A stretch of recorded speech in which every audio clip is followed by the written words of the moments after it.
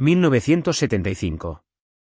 Un ingeniero de 24 años, dentro de un laboratorio de Kodak, construye la primera cámara digital del mundo. Funciona. Hace fotos sin película, sin revelado, sin nada de lo que Kodak vendía. Se la enseña a sus jefes. Y la respuesta que recibe, según él mismo contó después, fue más o menos esta: está bien, pero no se lo cuentes a nadie. Kodak tenía el futuro de la fotografía dentro de su propio edificio, 20 años antes que cualquier otra empresa del mundo. Y lo guardó en un cajón porque amenazaba el negocio que ya tenían. Hoy te cuento cómo la empresa que inventó la cámara digital terminó en quiebra, en 2012, aplastada por la cámara digital. Para entender lo que pasó hay que entender lo que era Kodak antes. En los años 80, Kodak no competía en el mercado de la fotografía, prácticamente lo era.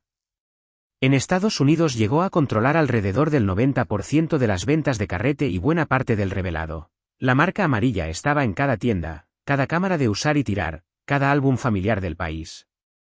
El negocio funcionaba así: vendías la cámara barata, casi a pérdida si hacía falta, y ganabas dinero de verdad con lo que venía después. El carrete que había que comprar una y otra vez. El revelado que había que pagar cada vez que se acababa el rollo. Era un negocio de compra recurrente, con márgenes altísimos, y Kodak lo dominaba como pocas empresas han dominado un mercado en toda la historia. Y ese mismo modelo, el que los hizo gigantes, es el que después los mató. Porque cuando tu negocio entero depende de que la gente siga comprando carrete, cualquier cosa que elimine el carrete no es una oportunidad. Es una amenaza existencial. El ingeniero se llamaba Steven Sasson. En 1975 tenía un encargo simple: explorar sensores electrónicos, ver qué se podía hacer con ellos. Lo que construyó pesaba más de 3 kilos, tardaba 23 segundos en capturar una imagen en blanco y negro de baja resolución, y la guardaba en una cinta de casete. No era un producto. Era una prueba de concepto. Pero era una prueba de concepto que demostraba algo que ningún directivo de Kodak quería escuchar: se podía hacer una fotografía sin película. Sasson hizo la demostración a los ejecutivos. Y la reacción, contada por él mismo años después en entrevistas, fue curiosidad educada seguida de nada. Ningún plan, ninguna inversión seria, ningún departamento nuevo. La empresa que tenía la tecnología del futuro entre las manos decidió no hacer ruido con ella. Aquí está la parte que de verdad importa entender: los directivos de Kodak no eran torpes. Hicieron, con la información que tenían entonces, el cálculo que en ese momento parecía el más racional. Kodak ganaba miles de millones de dólares al año con carrete y revelado. La fotografía digital de los 70 y los 80 era cara, lenta y de calidad muy inferior a un carrete normal.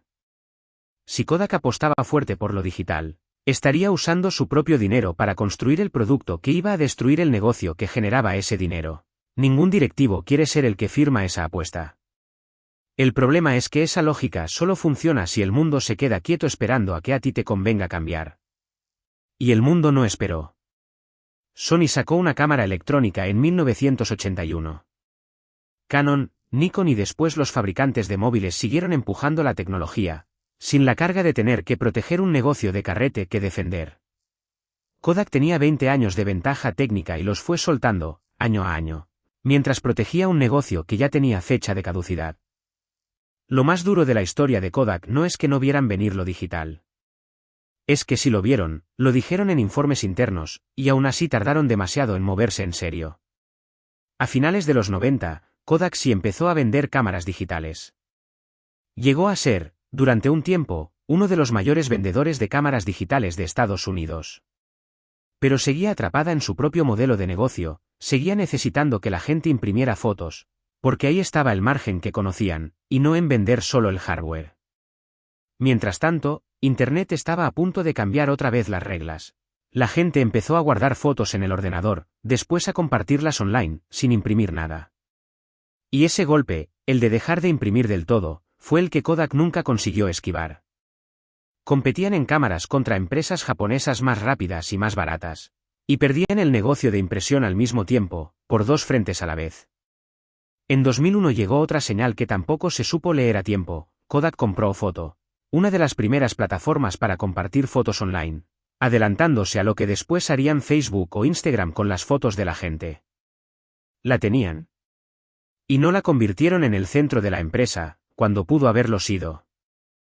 El 19 de enero de 2012, Kodak se declaró en quiebra, acogiéndose al capítulo 11 de la ley estadounidense. Una empresa fundada en 1888, que había definido lo que significaba hacer una foto, para varias generaciones enteras, dueña en su mejor momento de la mayor parte del mercado mundial de fotografía, no sobrevivió a la tecnología que ella misma había inventado primero que nadie. Salió de la quiebra en 2013, mucho más pequeña, reconvertida en una empresa centrada en impresión industrial y materiales, lejísimos de lo que había sido. La marca amarilla sigue existiendo. La empresa que dominó el siglo XX de la fotografía, no. Y el dato que de verdad deja pensando, la cámara digital, la tecnología que hundió a Kodak, salió de un laboratorio de Kodak. No se la robó un competidor. No la copiaron de otra empresa. La inventaron ellos mismos, 20 años antes que el resto del mundo, y no fueron capaces de convertirla en el centro de su negocio a tiempo. Esta historia se enseña en escuelas de negocio como ejemplo de libro. Pero el error de fondo de Kodak no es exclusivo de las multinacionales. Es el mismo error que comete cualquiera que se aferra a lo que ya le funcionó, aunque las señales digan que ya no va a funcionar mucho más. Kodak protegió el carrete porque el carrete les había dado de comer durante 100 años. Y esa misma lealtad al pasado es la que, en pequeño, frena a mucha gente con su trabajo, con sus ahorros, con la forma en que gana dinero. Seguir haciendo lo mismo porque siempre funcionó así, aunque el entorno ya haya cambiado, es exactamente el cálculo que hundió a Kodak, solo que a escala personal. No hace falta inventar la cámara digital para aplicar la lección. Hace falta hacer lo que Kodak no hizo a tiempo, mirar de frente lo que está cambiando, aunque amenace lo que ya te funciona, y moverte antes de que la decisión te la imponga el mercado en vez de tomarla tú. Kodak tuvo el futuro en sus manos 20 años antes que nadie. Y lo escondió porque ese futuro amenazaba el presente que les daba de comer. Cuando por fin se movieron, ya no eran los que llevaban ventaja. Eran los que llegaban tarde a una carrera que ellos mismos habían empezado. La pregunta que te dejo no es sobre Kodak.